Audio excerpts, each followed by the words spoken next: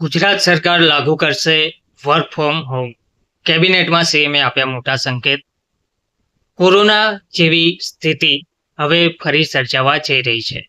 કરકસર માટે આ કવાયત હાથ ધરવામાં આવી રહી છે. વિગતવાર માહિતી શું છે? ગુજરાત સરકાર દ્વારા શું ચેતવણી આપવામાં આવી છે? શું મોટા સંકેત આપવામાં આવ્યા છે? તમામ વિગતો માટે આજના વિડીયોમાં અંત સુધી બન્યા રહેજો. નમસ્કાર મિત્રો, સ્વાગત છે તમારું અમારી યુટ્યુબ ચેનલમાં. મિત્રો, ગુજરાત સરકાર દ્વારા ઇંધણ બચત, સરકારી ખર્ચમાં ઘટાડો અને પ્રશાસકીય કાર્ય પદ્ધતિમાં બદલાવ અંગે લેવામાં આવેલા તાજેતરના નિર્ણયો હવે માત્ર તાત્કાલિક વ્યવસ્થા નહીં, પરંતુ લાંબા ગાળાની નીતિ પરિવર્તનની દિશામાં મહત્વપૂર્ણ સંકેત તરીકે જોવામાં આવી રહ્યા છે. ગાંધીનગરમાં મળેલી રાજ્ય કેબિનેટ બેઠકમાં મુખ્યમંત્રી ભૂપેન્દ્ર પટેલ સાહેબ દ્વારા તમામ વિભાગોને પેટ્રોલ ડીઝલનો વપરાશ ઘટાડવા, ઓનલાઈન મીટિંગ વધારવા અને વર્ક ફ્રોમ હોમની શક્યતાઓ ચકાસવા આપેલા નિર્દેશોએ પ્રશાસકીય વર્તુળોમાં નવી ચર્ચા શરૂ કરી છે. કોરોના પછી ફરી હવે વર્ક ફ્રોમ હોમ ચર્ચામાં કેમ જોવા મળી રહ્યું છે? તો કોરોના મહામારી દરમિયાન દેશભરમાં વર્ક ફ્રોમ હોમ મોડલનો મોટા પાયે ઉપયોગ થયો હતો.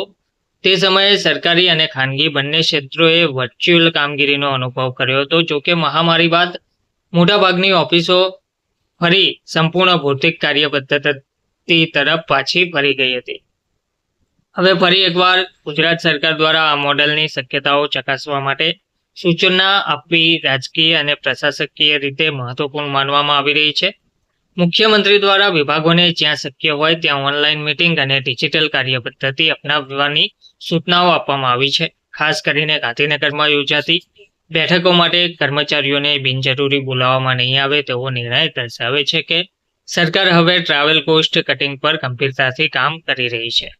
પ્રશાસકીય નિષ્ણાંતો માને છે કે જો રાજ્ય સરકાર કેટલાક વિભાગોમાં હાઇબ્રિડ મોડલ અપનાવે તો ઇંધણ ખર્ચ ઉપરાંત વીજળી, મેન્ટેનન્સ અને વાહન વ્યવસ્થાપન જેવા ખર્ચમાં પણ નોંધપાત્ર ઘટાડો શક્ય બની શકે છે. રાજ્ય સરકારે જાહેરમાં ઇંધણ બચત અને સરકારી ખર્ચ નિયંત્રણને કેન્દ્રમાં રાખીને લીધેલા આ નિર્ણયો પાછળ માત્ર આર્થિક મુદ્દા નથી, પરંતુ વૈશ્વિક અને રાષ્ટ્રીય પરિસ્થિતિઓનો પણ મોટો પ્રભાવ હોવાનું માનવામાં આવી રહ્યું છે. પશ્ચિમ એશિયામાં વધતા તણાવ, આંતરરાષ્ટ્રીય બજારમાં ક્રૂડ ઓઇલના ભાવમાં અસ્થિરતા અને ભવિષ્યમાં સપ્લાય ચેન ઉપર ઊભા થઈ શકે તેવા જોખમોને ધ્યાનમાં રાખીને હવે રાજ્યો પણ સાવચેતીના મોડમાં આવી રહ્યા છે. ગુજરાત સરકારના આ અભિગમને ઘણા નિષ્ણાંતો પ્રિવેન્ટિવ ગવર્નન્સ મોડલ તરીકે જોઈ રહ્યા છે, જેમાં સંભવિત આર્થિક દબાણ પહેલા જ ખર્ચ નિયંત્રણ અને વહીવટી કાર્યક્ષમતા પર ભાર મૂકવામાં આવી રહ્યો છે. માત્ર ઇંધણ બચત નહીં, રાજકીય સંદેશ પણ રાજકીય રીતે જોવામાં આવે તો સરકારના આ પગલાં સામાન્ય જનતાને સાદગી અને સંયમનો સંદેશ આપવા માટે મહત્વપૂર્ણ છે. છેલ્લા કેટલાક દિવસોથી વડાપ્રધાન નરેન્દ્ર મોદી દ્વારા ઇંધણ બચત અને આત્મનિર્ભરતા અંગે આપવામાં આવેલા સંદેશ બાદ હવે ભાજપ શાસિત રાજ્યોમાં પણ ખર્ચ નિયંત્રણના પ્રતિકાત્મક પગલાં દેખાવા લાગ્યા છે. ગુજરાતમાં મંત્રીઓ માટે પાયલોટિંગ કારની સંખ્યામાં ઘટાડો અને મુખ્યમંત્રી પોતે ઓછા કાફલા સાથે બેઠકમાં પહોંચ્યા તે માત્ર પ્રશાસકીય નિર્ણય નહીં, પરંતુ રાજકીય ઇમેજ મેનેજમેન્ટનો પણ ભાગ માનવામાં આવી રહ્યો છે.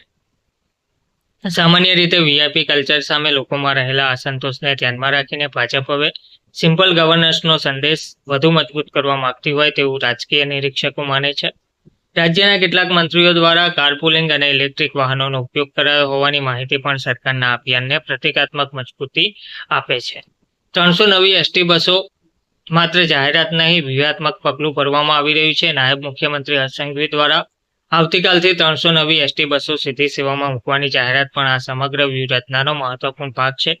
સરકાર જાહેર પરિવહન મજબૂત કરીને ખાનગી વાહન પરની નિર્ભરતા ઘટાડવા માંગે છે તેવો સ્પષ્ટ સંદેશ આ નિર્ણયમાંથી મળે છે. ગુજરાતમાં છેલ્લા કેટલાક વર્ષોમાં ખાનગી વાહનોની સંખ્યા ઝડપથી વધી રહી છે. ખાસ કરીને નાના શહેરો અને ગ્રામ્ય વિસ્તારોમાં પણ બે વ્હીલર અને કારનો ઉપયોગ નોંધપાત્ર રીતે વધી રહ્યો છે. આવી સ્થિતિમાં જાહેર પરિવહન મજબૂત કરવું માત્ર ઇંધણ બચત માટે નહીં, પરંતુ ટ્રાફિક પ્રદૂષણ અને શહેરી દબાણ ઘટાડવા માટે પણ મહત્વપૂર્ણ બની શકે છે. સરકારે કોઈ સમારોહ વિના બસોને સીધી સેવા માટે મૂકવાનો નિર્ણય લીધો તે પર ખર્ચ ઘટાડા અને ઝડપી અમલીકરણ તરફનો સંકેત માનવામાં આવી રહ્યો છે. તો શું હવે ગુજરાતમાં હાઇબ્રિડ ગવર્નન્સ મોડલ આવશે? હાલ સરકાર દ્વારા સંપૂર્ણ વર્ક ફ્રોમ હોમ મોડલ જાહેર કરવામાં આવ્યું નથી, પરંતુ નિષ્ણાંતો માને છે કે કેટલાક વિભાગોમાં હાઇબ્રિડ સિસ્ટમ શરૂ થઈ શકે છે. ખાસ કરીને આઈટી આધારિત ડેટા મેનેજમેન્ટ અથવા નીતિગત વિભાગોમાં ઓનલાઈન કામગીરી વધુ શક્ય બની શકે છે. જો આ મોડલ સફળ રહે તો ભવિષ્યમાં રાજ્ય સરકાર માટે તે લાંબા ગાળાનો ખર્ચ બચત મોડલ બની શકે છે. સાથે જ સરકારી કર્મચારીઓ માટે ટ્રાવેલ સમય અને ટ્રાફિક દબાણમાં પણ રાહત મળી શકે છે. જોકે કેટલાક વહીવટી નિષ્ણાતો એ પણ માને છે કે તમામ વિભાગોમાં વર્ક ફ્રોમ હોમ વ્યવહારુ નહીં બને. ખાસ કરીને ફિલ્ડ આધારિત કામગીરી, જાહેર સેવા અને જમીન સ્તરની પ્રશાસકીય પ્રક્રિયામાં ભૌતિક હાજરી જરૂરી રહેશે. આર્થિક સંકટોને લઈને પણ ચર્ચા કરવામાં આવી રહી છે. વિપક્ષ સરકારના આ નિર્ણયોને સંભવિત આર્થિક દબાણ સાથે પણ જોડીને જોઈ રહ્યો છે. કેટલાક રાજકીય વર્તુળોમાં ચર્ચા છે કે કેન્દ્ર અને રાજ્યો હવે વૈશ્વિક તેલ બજારમાં સંભવિત અસ્થિરતા માટે પૂર્વ તૈયારી કરી રહ્યા છે. જોકે સરકાર તરફથી તેને માત્ર જવાબદાર ગવર્નન્સ અને રાષ્ટ્રીય અપીલનો ભાગ ગણવામાં આવી રહ્યું છે. તેમ છતાં સ્પષ્ટ છે કે આગામી સમયમાં ઈંધણ બચત, જાહેર પરિવહન અને ડિજિટલ ગવર્નન્સ જેવા મુદ્દાઓ સરકારની પ્રાથમિકતાઓમાં વધુ ઉપર આવવાના છે. ધન્યવાદ.